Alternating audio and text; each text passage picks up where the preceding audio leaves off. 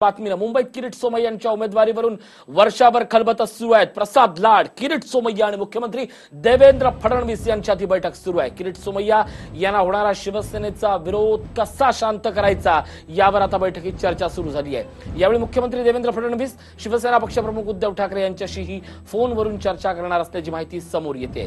प्रसाद लाड आणि मुख्यमंत्र्यांची शिष्टाई यशस्वी होणार का याकडेच आता सर्वांचं लक्ष लागलंय।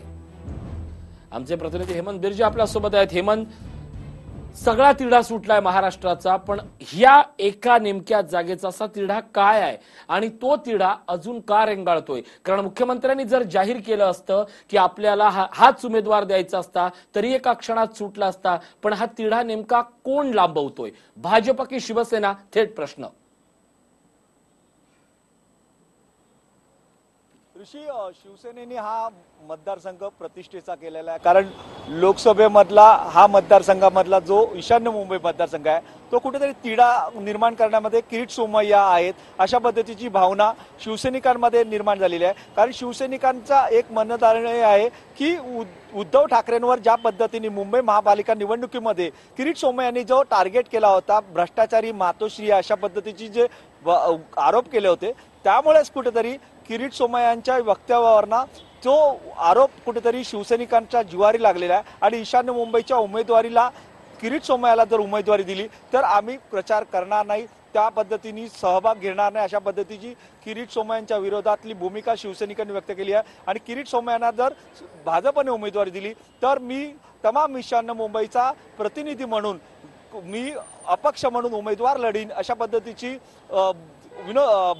सुनील राऊत जे विक्रोळीचे आमदार आहेत त्यांनी आपली जाहीर प्रतिक्रिया व्यक्त केली आहे। आणि या सर्व गोष्टीवर ना कुठेतरी मातोश्रीची संपर्क करण्यासाठी भाजपचे दूत, खास करून मुख्यमंत्र्यांचे दूत प्रसाद लाड प्रयत्न करतात। आणि प्रसाद लाड आता या सर्व गोष्टीवर ना काल दिलजमाई करण्यासाठी मातोश्रीवर आले होते। आजच मातोश्रीवर येताना त्यांनी त्या पद्धतीचं वातावरण बघितलं, त्या पद्धतीचा निरोप दिला, पण उद्धव ठाकरेंनी आणि मातोश्रींनी त्या पद्धतीचा निरोप कुठेतरी सकारात्मक दिला नाही। आणि त्याच दृष्टिकोनातनं आता प्रसाद लाड आपला संपूर्ण ताफा घेऊन वर्षा बंगल्यावर पोहोचलेले आहेत आणि किरीट सोमय्याही तिथे पोहोचतात अशा पद्धतीची माहिती मिळते। मुख्यमंत्री किरीट सोमय्या आणि प्रसाद लाड यांच्यामध्येची चर्चा होईल, त्यानंतर मुख्यमंत्री उद्धव ठाकरेंशी फोनवर संपर्क करतील। आणि जर उद्धव ठाकरेंनी हेमंत, सगळ्यात महत्त्वाचा प्रश्न, जर किरीट सोमय्या राहत नसतील, त्यांच्या नावाला विरोध असेल, तर मग भाजपकडनं दुसरं नाव कोणतं असू शकतं? एक प्रश्न। प्रसाद लाड यांचंच नाव पुढे येण्याची शक्यता कितपत वाटते? आणि जर मुख्यमंत्र्यांनी फायनल केलं की नाही, शिवसैनिकांचा विरोध असला तरी लढणार, तर मग शिवसेना पक्षप्रमुख या सगळ्या संदर्भात काय भूमिका घेणार? ऋषी, आता अधिक दोन नावं येत आहेत, ती एक म्हणजे प्रवीण छेडा हे भेटूनच गेले होते, पण मनोज कोटक मुंबई महापालिकेतले भाजपचे गटनेते आहेत, मनोज कोटक हे नाव पुढे येत आहे। आणि त्याचबरोबर भाजपचे केंद्रीय मंत्री पियुष गोयल यांचा दोघांचं नाव येतं पुढे।